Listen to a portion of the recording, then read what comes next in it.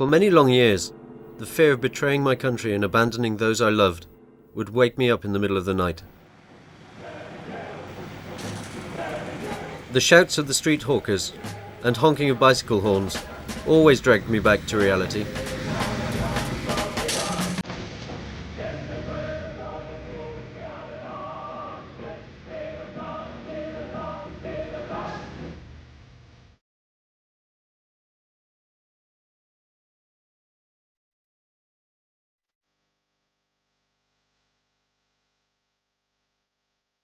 My name is Pedro. When I was born, the revolution was in full swing. I was spellbound by images of heroes I saw on TV, at the movies, on the walls, and in books. My father used to love telling jokes, but he was always become serious as soon as Fidel appeared on TV, or American boats poked their noses over the horizon.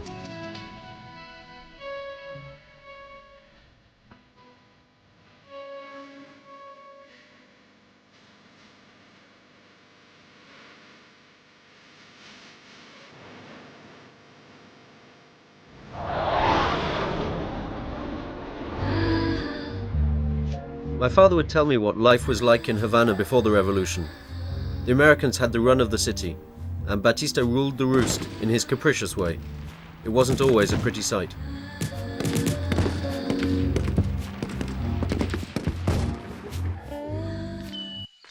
Luckily, the revolution threw the whole lot out. Che, Camilo, and Raúl gave the people reason to hope once more.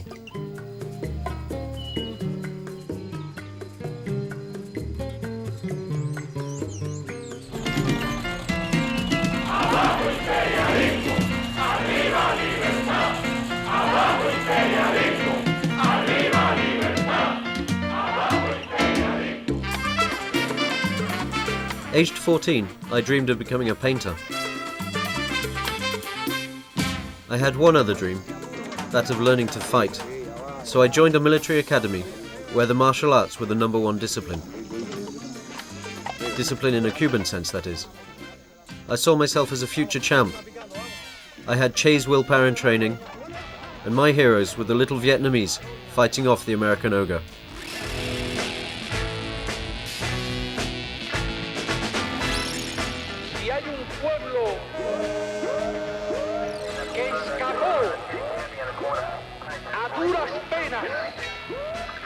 De caer en las garras de Estados Unidos, pueblo que escapó en muy difíciles circunstancias de ser convertido en un estado más o en una colonia de Estados Unidos. Esa tierra es Cuba.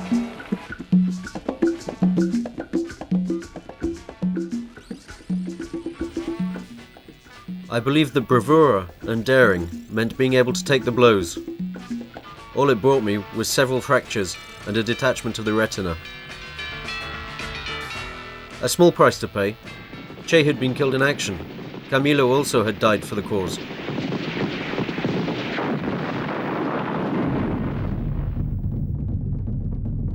At the Internationalist Martyr School, one of our instructors was the living model of these heroic fighters, Arnaldo Ochoa, nicknamed the Jackal. Ahí lo tenía sostenido por aquí, ¿no?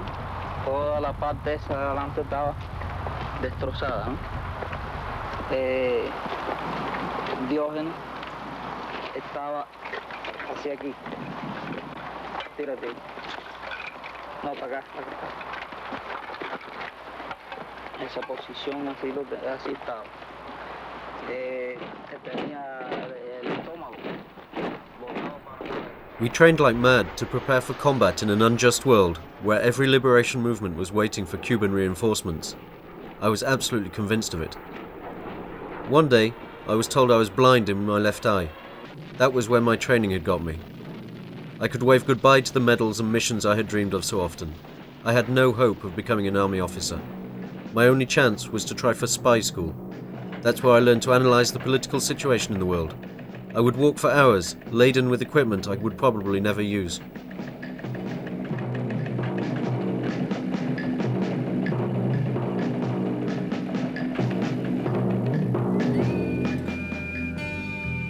One evening in the dormitory, somebody had thrown all my paintings on the floor and written on one of them, "You must decide if you want to be a patriot or a painter." Everyone was waiting to see my reaction. As I picked up the paintings one by one, I sensed who the culprit was. That night, I painted my reply on his sports shirt. "You must decide if you want to be a patriot or a jerk." Next morning, those who went jogging with us had a great laugh. From that day on, I was accepted. I immediately began dreaming of power, breathtaking heights, parachutes, and underwater espionage.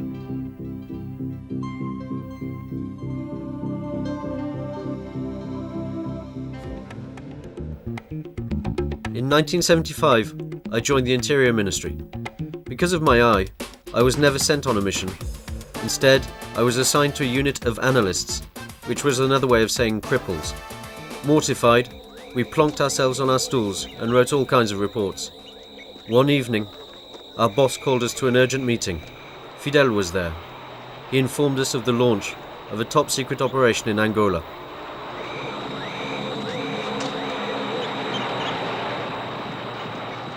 He wanted us to find soldiers who would keep us informed from the inside of the progress of the operation. 1975. Angola wins independence.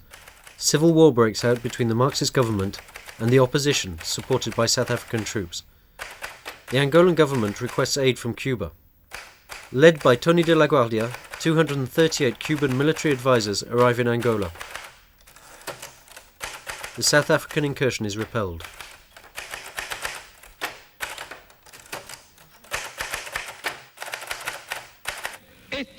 Around the same time, I attended the first Communist Party Congress. No mention was made of Cuban soldiers being sent to Angola. Meanwhile, the Special Operations Section, headed by Patricio de la Guardia, was preparing for Fidel's visit to Africa.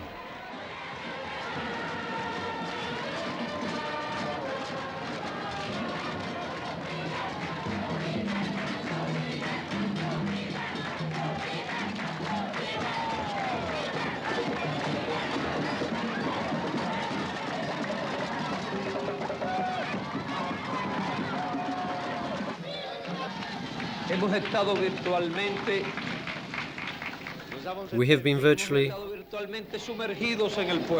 No, we have been totally submerged in the people. These few hours. We have shared with the people. We have listened to the people. Its energy, its vivacity, its strength, its dignity. Fidel was becoming obsessed with foreign policy. In his desire to exert influence around the world, he was ready to sacrifice everything. We, the Cuban people, paid the price. Our young men were sent to Angola, and the death toll rose remorselessly. One of my oldest friends came back with no legs. I was allowed to visit him at the military hospital. He was totally demoralized. He told me the South Africans were real tough nuts. They had weapons we had never heard of.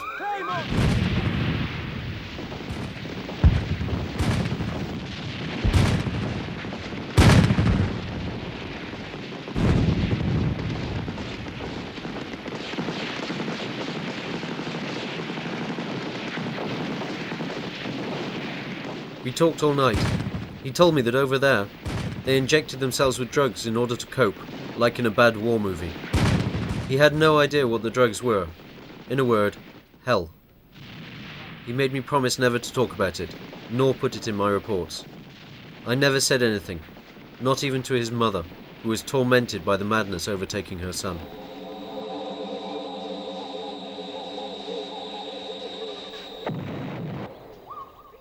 (1975 to 1986). The Cuban army participates in the Angolan War. Young Cubans are sent to Angola as part of their national service. 1987. South Africa prepares a huge offensive. Fidel Castro sends General Ochoa to Angola with 50,000 men and state-of-the-art equipment. After 6 months constant fighting, claiming 10,000 lives on the Cuban side, South Africa capitulates. A peace agreement is signed in 1989.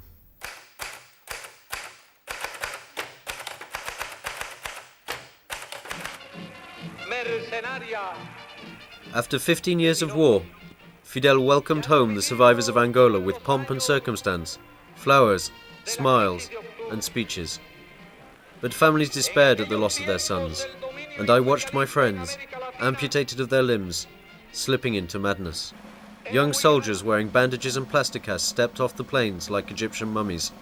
Behind them came the zinc coffins. No one dared mention this waste of human life in public. Too much pain, too many sacrifices. But for Fidel, so many lives sacrificed mattered little.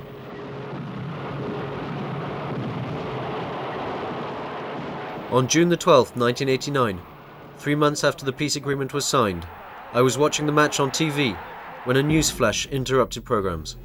El general de división Arnaldo Ochoa Sánchez, quien poseía el título de héroe de la República de Cuba, que era miembro del Comité Central del Partido Comunista y diputado a la Asamblea Nacional del Poder Popular, fue detenido acusado de varios delitos. Short and sweet, just like when they announced that Che was dead. Camilo, aquí está el Che. Camilo, aquí está el Che. In Havana, it was as if life had stopped. The man being so publicly accused was General Ochoa, our specialist in impossible missions. Ochoa had fought alongside Camilo Cienfuegos, the most popular hero of our revolution. In my military academy, Ochoa was universally admired. He turned us into guerrilleros. A fine strategist with Soviet training, he inspired the respect of the whole army. He had won the war in Angola. It was common knowledge that he had been promised the command of the largest division of the Cuban army. He was one of Fidel's trusted lieutenants. I could not fathom why he had been arrested by Raúl Castro that day in June 1989. Raúl was Fidel's brother and minister of the army, a Stalinist, Fidel's loyal servant. It was Raúl who ordered Ochoa's arrest and who opened proceedings at his court-martial. Every evening, the trial was broadcast on TV. Like all my compatriots, I was glued to the television. A whole collection of military top brass sat there, dressed up like Chilean generals. Among them were some ghosts of the past, not seen in public since 1966.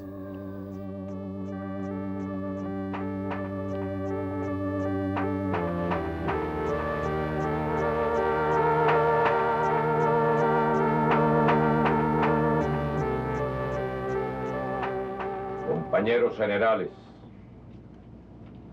comparezco ante este tribunal de honor con el propósito de contribuir al análisis de los hechos que condujeron al arresto del general de división Arnaldo Ochoa Sánchez. Raúl Castro told us that Ochoa had been charged with corruption, negligence of duty, and misappropriation of hard currency.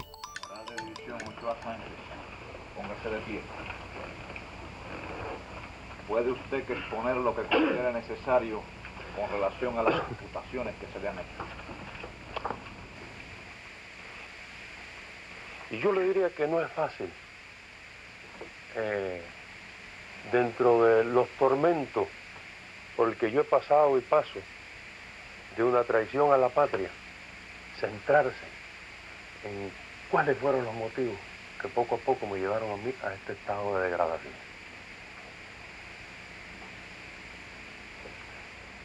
Sí creo, a priori, que uno empieza por algo y empieza por detalle en la vida. Y yo diría que empieza de gruñir cuando le dan una orden y hasta terminar pensando que todo lo que viene del mando superior está mal ordenado, ¿no?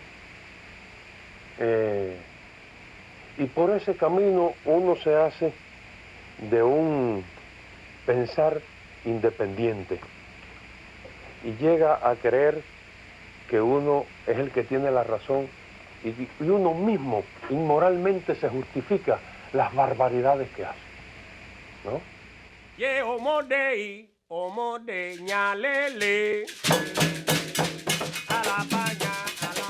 Ochoa's tone of voice was no longer that of a commander. He made no attempt to deny the charges, but what amazed me the most as the trial unfolded was that he was also suspected of drug trafficking. I was bewildered as Ochoa's aide de camp, a certain Martinez, took the stand. Capitán Jorge Martínez Valdés, en su calidad de testigo, se encuentra usted en el Tribunal de Honor que analiza las imputaciones que se le han formulado al general de división Ochoa Sánchez. Debe usted ajustarse en su declaración a la más estricta verdad. Ya estando en la República Popular de Angola, recibo la orden del general de división Ochoa de dirigirme a Cuba y contactar con el coronel Antonio de la Guardia, con vista a que éste había recibido una invitación del narcotraficante Pablo Escobar para que viajara a Colombia a su finca para tratar algunos negocios. Y el general de división Ochoa me envía a mí en calidad de que vaya pues yo a esa reunión por el coronel Antonio de la Guardia. Prosigo. Ese viaje se realiza ese viaje, cuando llego aquí a Cuba, se efectúan 3 reuniones. En esas 3 reuniones los colombianos plantearon varios aspectos. El primer aspecto que plantean es un papel moneda para fabricar un billete dólar legítimo, ya que ellos habían obtenido una máquina que lo que necesitaba era el papel. Lo otro que plantean es una fábrica de un laboratorio de cocaína aquí en Cuba. Lo otro que plantean es las posibilidades de hacer algún movimiento marítimo de un barco de Colombia con destino a Estados Unidos y pasarlo por Cuba. Y el otro punto que plantean es, no recuerdo ahora, pero bueno, el otro punto que plantean es la droga entre México y Colombia. ¿Qué compromiso hacen ustedes con estos planteamientos? El compromiso del grupo cubano fue, lo único que se le aceptó fue gestionarle el papel moneda y ayudarle en pasar el barco de Colombia hacia Estados Unidos por Cuba.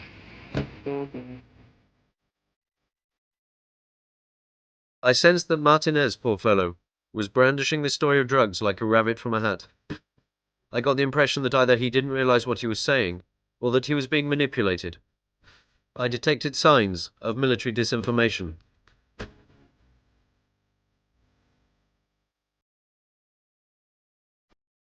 True enough, in Havana cocaine was easy to come by, and drug dealers did exist. But to charge Ochoa of narco-trafficking, I couldn't believe my ears. My friends and I tried to work out what was going on. Either Ochoa had allowed himself to be corrupted by the Americans, or he had been preparing a military putsch. Whatever the reason, it must have been serious, because Fidel did not hesitate to throw one of his closest allies to the lions. Tony de la Guardia was called as a witness. As a colonel in the Interior Ministry, de la Guardia was one of Cuba's most senior intelligence officers. A specialist in American affairs, he spoke perfect English. With his twin brother, Patricio de la Guardia, he was well known in diplomatic circles, flitting in and out at will. He invented a system of circumventing the American embargo. He even succeeded in investing on Wall Street without the Americans realizing. He was very meticulous when it came to our work as analysts. He called us combat shrinks and kept us on our toes with questions like, how much is a ticket on the Paris metro? With the support of his network in Europe, he controlled military supplies in Angola, hand in hand with Ochoa.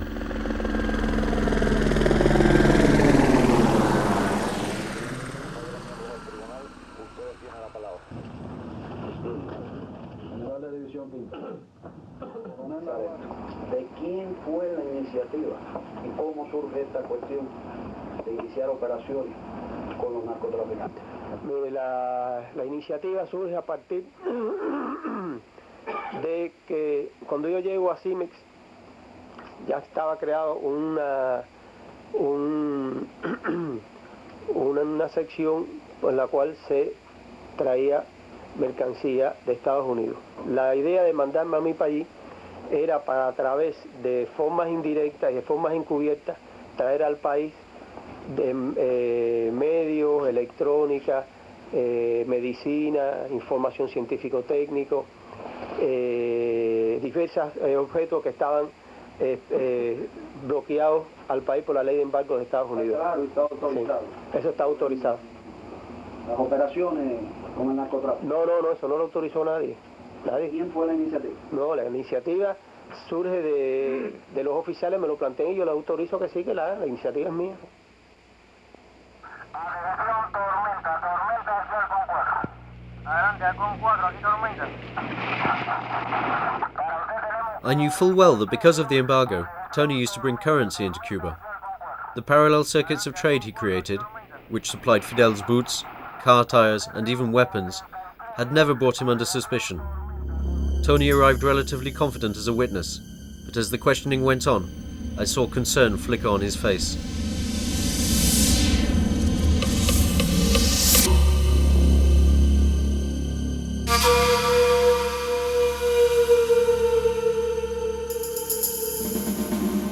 Oficiales entonces de los contactos estos para entrar en el narcotráfico. No, yo, o sea, así, mire, cuando a mí me sacan de tropa, me mandan para así. Encima la tarea que me dan es crear una estructura para romper el bloqueo, o sea, traer mercancía. Eso lo conocemos, quiero que me precises. Cuando paso para la inteligencia, es que los oficiales me empiezan a plantear con mucha insistencia de hacer una operación. Los oficiales subordinados a usted. Subordinados a mí. ¿Usted no le dio en ningún momento conocimiento de eso a sus superiores? Nunca le di conocimiento. ¿Por qué no lo hizo? No lo hice para... ¿Por qué? Porque no estaba consciente de que... The prosecutor knew as well as I that Tony couldn't answer that. At the Interior Ministry, secret dealings remained secret. The cowardly trap slowly ensnared him. Sí, correcto. Bien definido. Sí. ¿Y usted estaba consciente de que esto era un error grave? Claro, yo y sí. todo lo que implicaba. Sí, yo estaba consciente totalmente que era un error grave y lo que implicaba. Pues, claro. Entonces usted está consciente que usted ha cometido una alta traición. Sí, yo estoy consciente. ¿Usted está consciente de eso? Sí, estoy consciente. Having arrived as a witness, Tony de la Guardia gradually became a guilty man.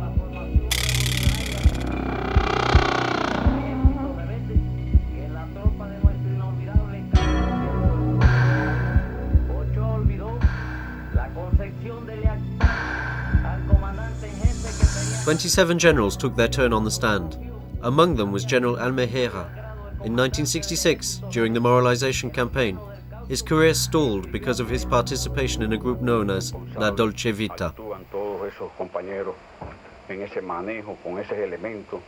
¿En qué forma no va a conocer el FBI y la CIA la mayoría de las actividades de los drogadictos, de los traficantes de droga? Como son gente sin principios y sin moral, que no pueden ninguno de ellos saberse morir como un revolucionario en un calabozo y aún torturándolo. Nosotros tenemos aquí compañeros que no hablaron, aún torturándolo, pero ninguno de esos elementos.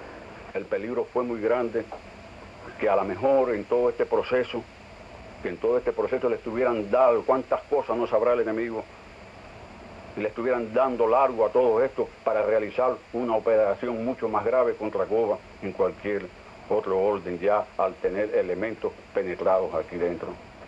Todo esto He sounded like he had not gone beyond his front door since 1966, as if he had been yanked from his bed to play the gallant veteran. I listened incredulously as he talked about the CIA's war against Cuba, as if we were still using techniques from the Second World War.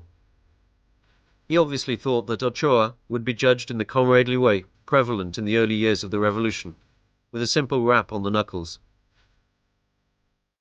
Disposición, pueden solicitar la palabra. Compañero General Zenén Casas.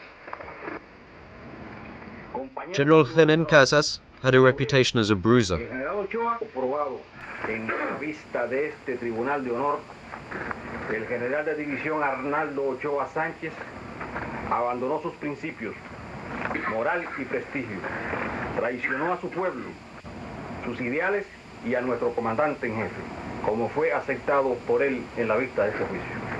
Compañero del Tribunal de Honor, sugiero que el general Ochoa sea juzgado por un tribunal militar y en mi caso, si estuviera entre sus miembros, no tuviera duda de imponerle como sanción más justa la pena de muerte por fusilamiento. Compañero presidente, he concluido. The death penalty, no less. we might have been watching one of Stalin's show trials. Sitting in front of the TV, my friends and I heaped insults upon them. Then Ochoa got to his feet, and we were dumbfounded.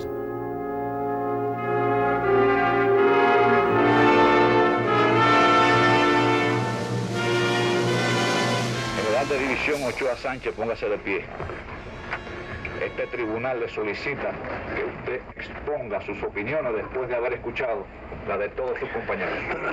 Correcto. Que creo que se ha hecho una valoración justa y meridiana de la realidad. Como yo mismo dije ayer, yo creo firmemente, conscientemente en mi culpabilidad. Y si aún puedo servir, aunque sea de un mal ejemplo, la revolución me tiene a su servicio. Y esta condena, que puede ser por supuesto fusilamiento, llegar en ese momento, sí le prometo a todos que mi último pensamiento será para Fidel.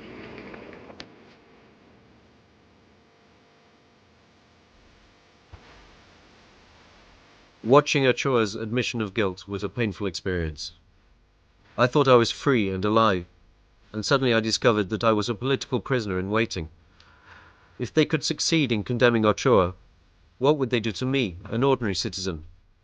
I wouldn't get my chance on TV, nor even a trial. I'd be just another anonymous number, like the one stamped in my ration book. On the way home, I dropped into the bodega for my ration of coffee, but there was none left. Back home, a friend was waiting for me with 3 plantains ready to fry, but we'd run out of oil. We decided to boil them up, but there had been no running water all day. I headed back to the Malecon on a bike made in China, which meant peddling 40 pounds of solid steel under a blazing sun. I staggered back with a jerry can full of seawater, but just as we were about to cook the plantains, the gas was cut off. For 4 years, everyday life had been a constant grind. First of all, Fidel blamed the weather, cyclones, hurricanes, drought, rain, floods, sky, and even the gods. The truth was that ever since the Soviet Union had broken with Cuba, we had nothing left to eat.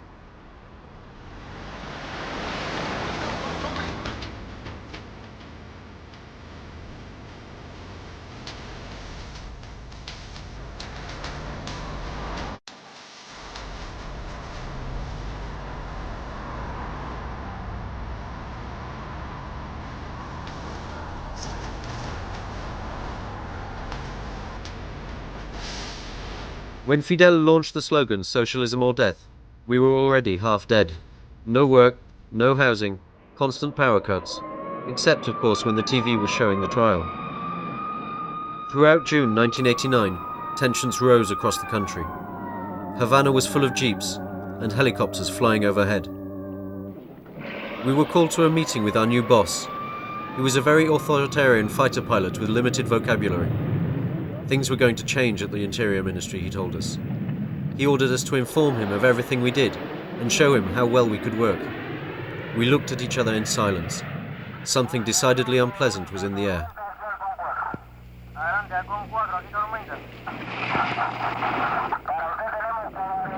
A few days later, we were proved right.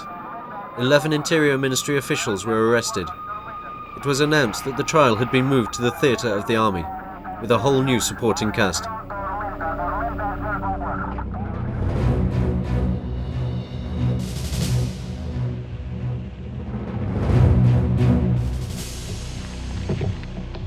Sentarse.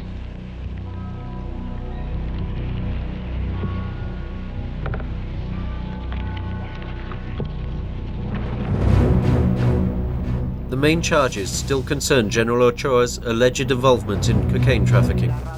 But this time, they wanted to reach a wider audience than those watching the 2 Cuban channels.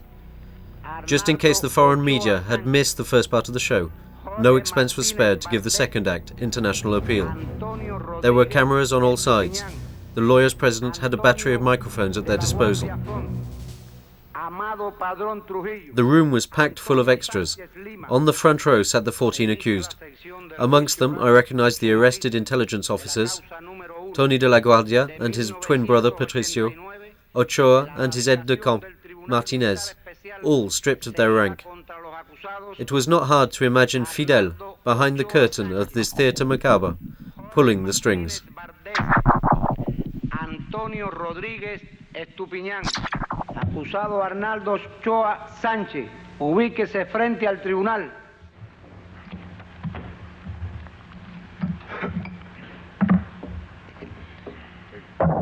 Conteste las preguntas que le hará el fiscal, siempre mirando hacia el tribunal.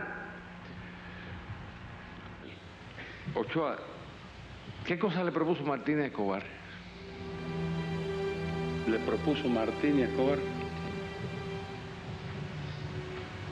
No sé. ¿A qué fue Martínez a ver Escobar entonces? A explorar. Si usted lo autorizó. A explorar. A ver qué quería, qué se podía hacer. ¿Y de esa exploración qué resultó? Bueno, creo que no resultó nada.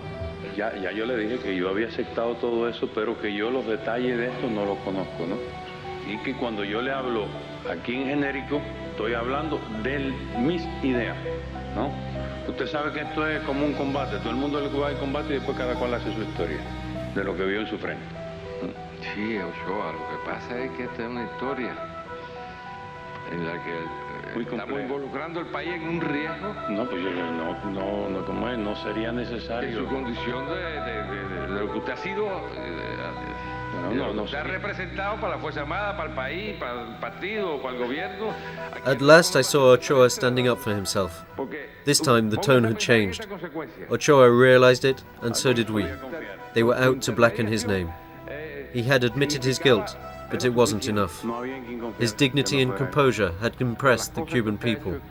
Now he had to be demolished, even if it meant going way over the top. Esa inversión que ustedes han disfrutado es el resultado de una acción de narcotráfico que además inventó Arnaldo Ochoa Sánchez.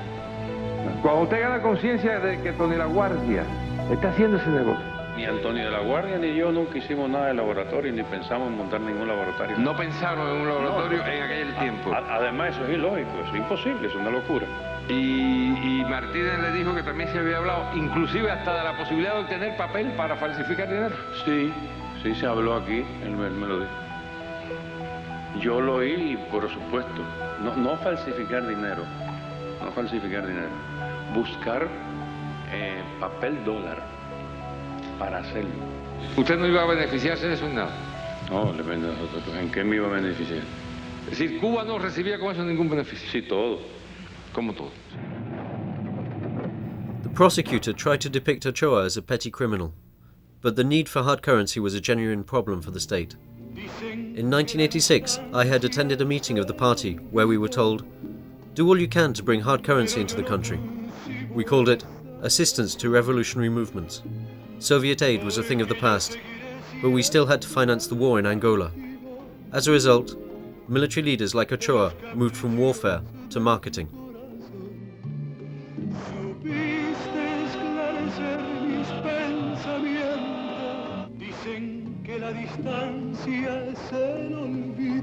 Ochoa, entonces era hacer un negocio de lavado de dinero en Cuba. Sí, pero en edificios. ¿En edificios? Sí. ¿Cómo en edificios? Sí, en turismo, porque queríamos hacer inversiones para el turismo. ¿Y cree usted que esta revolución merece la indignidad de desarrollar su turismo a partir de un dinero manchado por la droga y manchado por la sangre y la degradación de sabe Dios cuántos cientos de ciudadanos del mundo? Eso no lo pensó nunca. Cuando uno tuerce el camino, se conforma con muchas cosas, fiscal. ¿Usted cree que nuestra revolución puede vivir No. subvencionada por el narcotráfico? Porque yo le dije al Tribunal de Honor que ahora era más revolucionario que hace 20 días. Porque me limpié la cabeza de toda una cantidad de cuestiones. Si es que puedo. Es inconcebible esta revolución que usted ayudó a hacer, que por la que tanto ha combatido. Mía, aunque me aborrezcan, pero es mía. Bien, esta revolución que usted contribuyó a hacer se convierta en un cáncer regador de veneno de cocaína, de marihuana y de sabe yo cuántas cosas en el mundo. ¿Usted cree que nosotros, a partir de ese día, Cuba más vale que desapareciera de la faz de la tierra? Why was the prosecutor raising the revolution onto a pedestal? I was sure they must have cut out a bit, where Ochoa explodes with rage and it takes 2 guards to calm him down. Obsessed with his performance as the Grand Inquisitor, the prosecutor was forgetting the thousands of young men who died in Angola. The words of Camilo Cienfuegos came back to me. The revolution is greater than those who make it, and it must outlive them.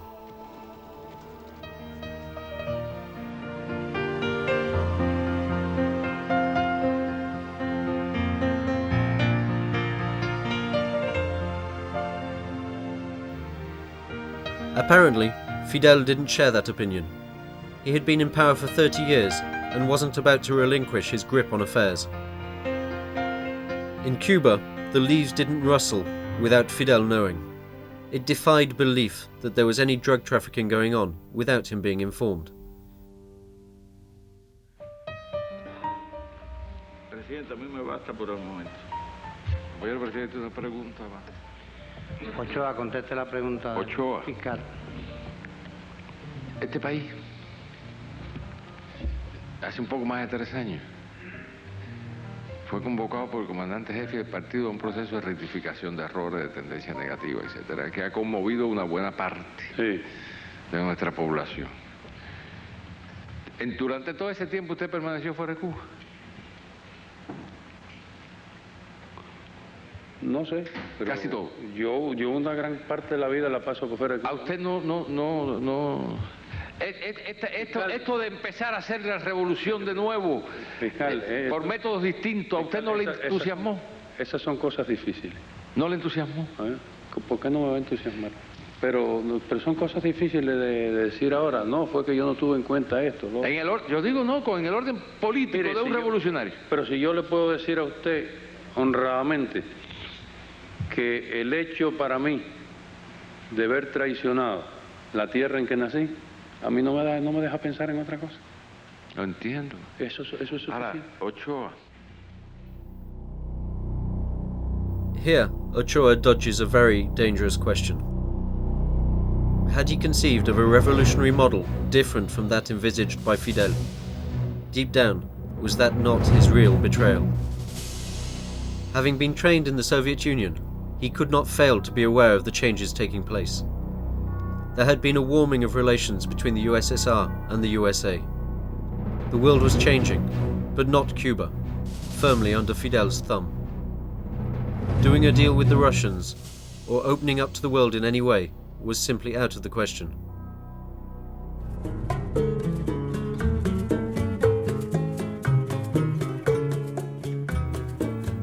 If, like Ochoa, you knew the outside world and stood at the head of an army of 50,000 men, it was tempting to imagine another revolutionary model. Maybe I wouldn't have found it ideal, but it would at least have had one advantage, allowing us to escape the control of a single man, Fidel, who could not bear to be challenged, and especially not for such a challenge to become public knowledge. ¿Usted conoce lo que en el extranjero se dice de toda esta problemática que estamos enfrentando en este juicio? The prosecutor's allusion to overseas influences concerned Cubans living in Miami, who were highly critical of Fidel's regime. They even had their own radio station, Radio Marti, whose broadcasts reached Cuba.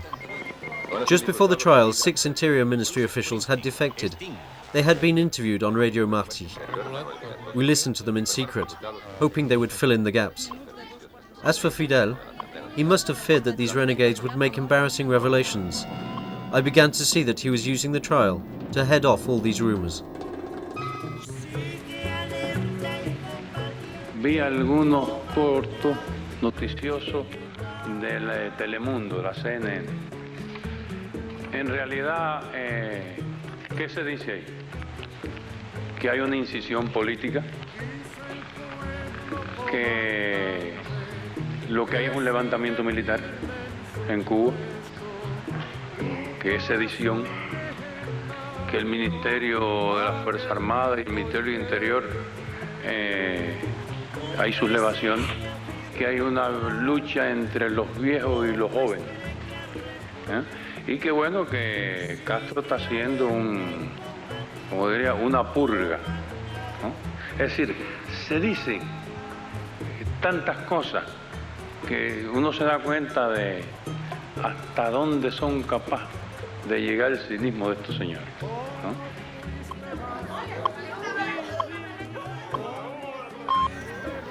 It was the first time the deliberations of a military tribunal had been made public. I was expecting Fidel to broadcast to the nation. He usually required only the flimsiest of reasons to do so, but we did not see so much as the tip of his beard. I felt ashamed for my country when I heard the prosecutor invite Ochoa to express himself freely at the end of his cross-examination.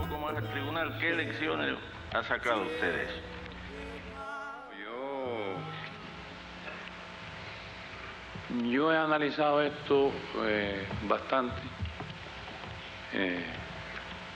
aunque le pudiera decir que no le puedo decir que lleva una conclusión de todo, ¿no? Pero me he puesto a pensar que hay tantos actos de irresponsabilidad, si se quiere, de corrupción, ¿no? Porque ¿qué derecho tenía yo a manejar ningún tipo de dinero, ¿no? Y le pudiera decir también que llegó un momento en mi vida militar que también me sentí cansado, ¿no? Cansado. Es decir, ya yo no soy objetivamente el mismo hombre que decía el fiscal que combatía aquí, que dirigía allá, ¿no? Inclusive me he sentido apagado, ¿no? Hay muchas veces en el mismo Angola me vi en situaciones muy difíciles, para mí muy complejas, ¿no? Y creo que unido esto a tantos años, como diríamos, de actuar solo, ¿no? Tomé el camino equivocado, ¿no? Es decir, perdí un poco los estribos de las realidades, ¿no? Pues también se ha tratado de decir que en muchas ocasiones que si no trabajaba, eso no es una realidad. Yo hice un esfuerzo grandísimo para cumplir con las cosas, no cumplí con todas. Muchos piensan que solo me dediqué al negocio, no fue verdad tampoco. Yo dediqué a otra gente al negocio, pero yo realmente no fui el que me dediqué a los negocios, ¿no? Lo que sí he llegado a la conclusión que han llegado todos, por supuesto, ¿no? De lo que ha significado esto para Cuba, ¿no? Y por eso dije lo que dije en el Tribunal de Honor, ¿no? Ahí, por eso dije que yo era el responsable de esto, porque en buena ley, no hay quien pueda justificar esto, lo que yo he hecho, ¿no? Creo que podríamos pasarnos mucho tiempo, inclusive buscando, analizando, ¿no? Y yo mismo todavía no me explico sin ninguna razón por qué yo hice esto. A veces me creí inmune a 20.000 cosas, ¿no?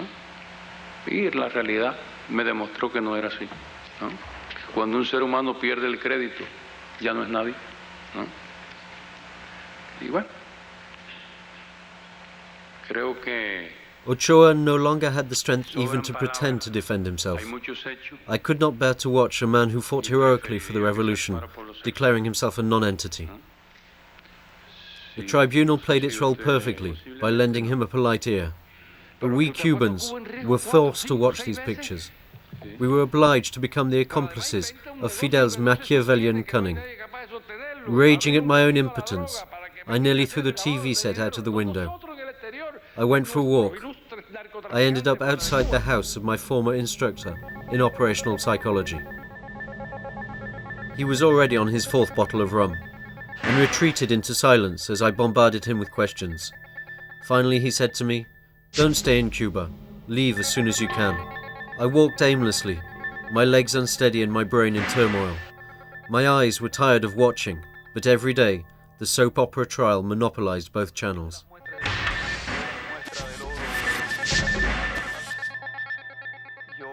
Having crushed Ochoa, the judicial steamroller turned on the Interior Ministry officials.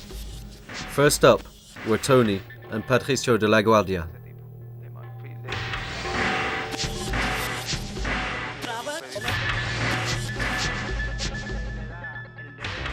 Unlike Ochoa, Tony had no practice of military tribunals. In the secret services, we were taught to face all kinds of dangers, but not our own army. The defense lawyers made sure they were of the least possible use.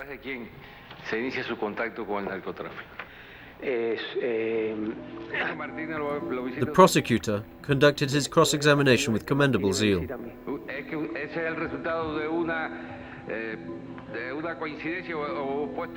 Whenever he lost the thread, Fidel would remind him of his orders by sending him discreet or not so discreet messages.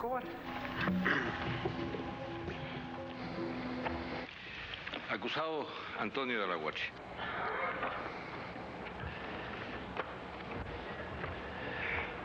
De la Guardia.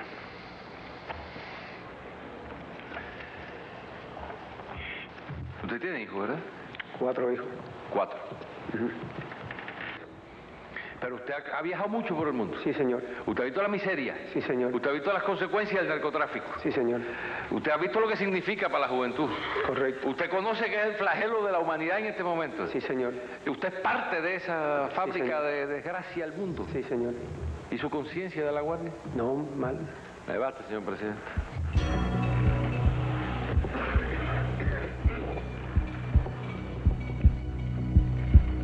They would stop at nothing to humiliate and intimidate Tony. It seemed to me that the military tribunal was taking revenge on him. The army ministry did not like us, the secret services. The army envied our easy lifestyles and bigger salaries. Tony collected beautiful paintings and even painted himself. He also had a big house. But before the revolution he had 4 big houses. Born into an aristocratic Havana family, which left during the revolution, Tony and his brother Patricio stayed and committed themselves to Fidel's enterprise. Just look where it got them. Tony's cross-examination turned into a nightmare. Through him, the military had the Interior Ministry firmly in its sights. Nosotros, los acusados aquí, no somos representativos del Ministerio del Interior. El Ministerio del Interior está lleno de cientos de combatientes heroicos que día a día dan su sangre, su sudor, su sacrificio, cuidando las costas, los callos de nuestro país, la seguridad detrás del enemigo, cumpliendo misiones internacionalistas. Nosotros nos olvidamos de todo eso nos olvidamos, traicionamos la imagen de nuestros mártires, hermanos nuestros, que yo he traicionado vilmente. No pensé en ellos, en realidad no pensé en ellos. La conciencia mía está muy mal, yo me siento mal de verdad desde el punto de vista de conciencia. Nada más que pensar en hermanos míos que murieron en Angola, en Venezuela. Nosotros merecemos el peor de los que nos castiguen severamente, peor. Yo le pido que esto sirva de ejemplo a otros revolucionarios, combatientes, y que no cometan el delito que yo cometí. Nunca esto no se borra de la conciencia de uno. Imposible traicionar al comandante en jefe, su imagen, y esta revolución, y a mi organismo, a mis compañeros que tantos años fueron leales a mí. La deslealtad mía hacia ellos, la confianza que depositaron en mí, y que algún día, ahora es muy pronto, pero algún día lejano, me puedan perdonar, que me recuerden como el revolucionario que fui durante 20 y pico años, y no como lo que he hecho, como lo que soy ahora. Eso es todo. Guilty or not, Tony had just completed his last mission. Like Ochoa, he sacrificed himself so that Fidel emerged unscathed from this drug trafficking business. The líder máximo was whiter than white. He was infallible. He alone could spot the errors of others. Whether he was involved in drug trafficking, we would never know. The accused were there as fall guys, and Tony took the fall. I was sickened to see just how far the old man would go. I remembered a photo hanging on the walls of the Interior Ministry. It showed Tony, Patricio, Fidel, and the Interior Minister, with fraternal arms around each other. Then I recalled the handwritten inscription underneath. To my blood brothers, Tony and Patricio, signed Fidel.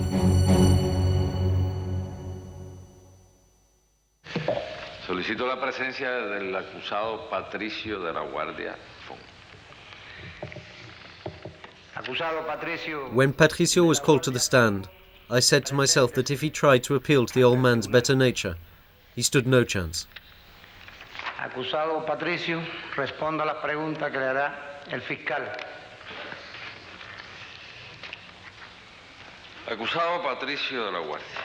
Usted, los sentimientos familiares fueron más fuertes que su responsabilidad como general del Ministerio del Interior. Sí, fui un cobarde. No tuve la valentía para imponérmele. Si yo a Ochoa o a Tony en el primer momento, en el año, la primera vez que se habló de eso, que se habló en Luanda, si en aquel momento yo hubiera tenido una posición digna, una posición revolucionaria, no me hubiera dejado ir por los falsos conceptos de la amistad y de la hermandad, ni a Ochoa ni Tony estuvieran sentados ahora ahí, ni ninguno de los compañeros eso. Yo quiero decirle al fiscal que yo soy uno de los máximos responsables de toda esta situación. In his attempt to defend his brother and General Ochoa, Patricio did not hesitate to throw himself into the line of fire. I could sense that the links between the three men were very strong. They displayed complete unity throughout the trial. The friendship between a general like Ochoa and two intelligence officers confirmed what I already knew. Certain people at the Interior and Army ministries were reconciling their differences. Such a reconciliation was a time bomb ready to blow up in Fidel's face. To defuse it, Fidel had to spread his net wide by arresting a whole group of officers. It took more than 2 weeks to question all the accused. 30 hours of cross-examination, of which only 23 were broadcast. As time went by, I felt like I was suffocating. When I went out at night, the slightest noise made me jump. Am I next? I raced home, where the TV was waiting to bring me images of hell.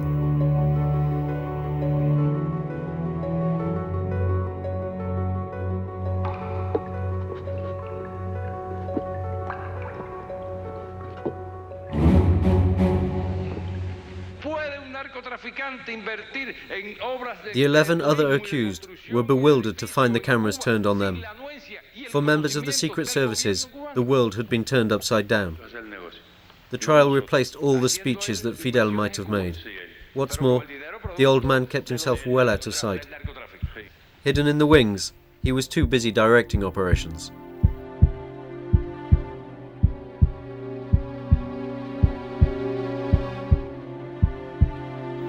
When it was Ruiz Po's turn, the trial descended into the realms of soap opera melodrama. La policía económica, la parte de La Habana, una parte la cambiamos nosotros y tratamos de justificarnos las cosas con el hecho de que necesitamos gasolina para los carros.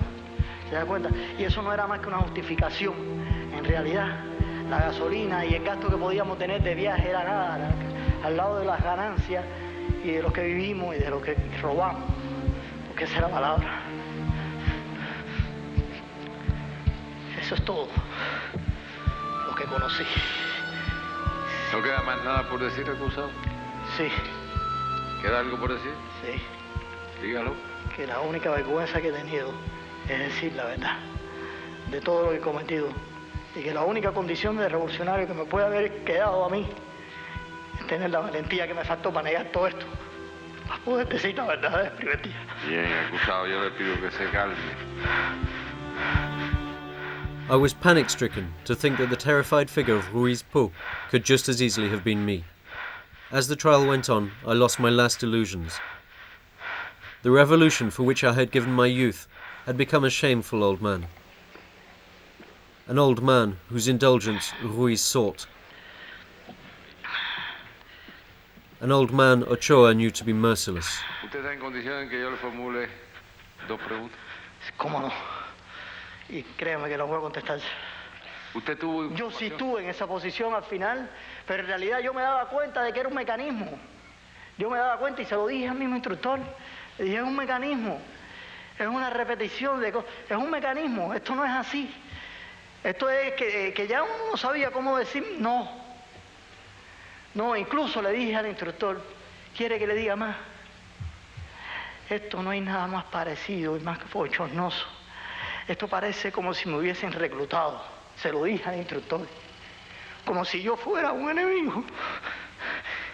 Usted no es enemigo acusado. Dario, me digo que lo veo. ¿Le pide unos minutos para que el médico lo examine? Sí, ya lo mandé a buscar. Respira fuerte por la boca. Vamos para el médico. Por la boca la presión. Vamos, que esto es... Vamos.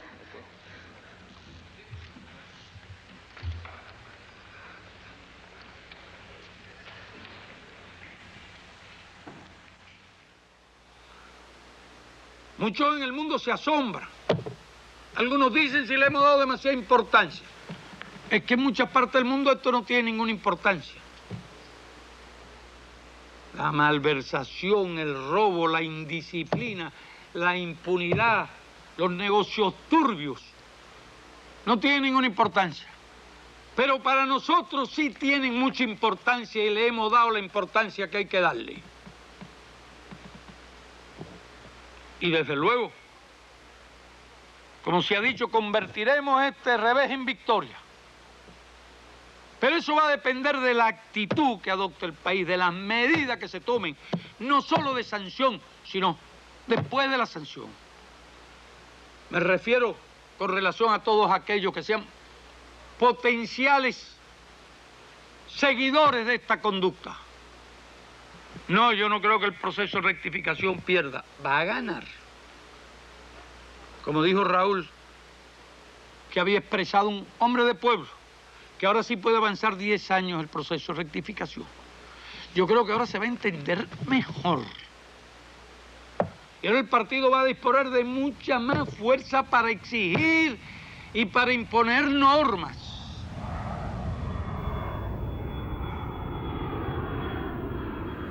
Throughout the trial, I had waited for the old man to show himself. By the time he decided to speak, I had gone, on a plane taking off from Havana airport. I had secured a mission, a pretext for leaving the country. I read in the newspaper that Ochoa, Tony de la Guardia, and their 2 aides-de-camp had been shot at dawn on July the 13th.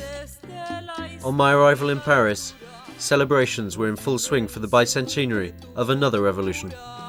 Otras tierras del mundo reclaman el concurso de mis modestos esfuerzos y llegó la hora de separarnos. Sépase que lo hago con una mezcla de alegría y dolor. Las palabras no pueden expresar lo que yo quisiera y no vale la pena emborronar cuartillas. Hasta la victoria siempre, patria o muerte. Te abraza con todo fervor revolucionario que... Querida presencia.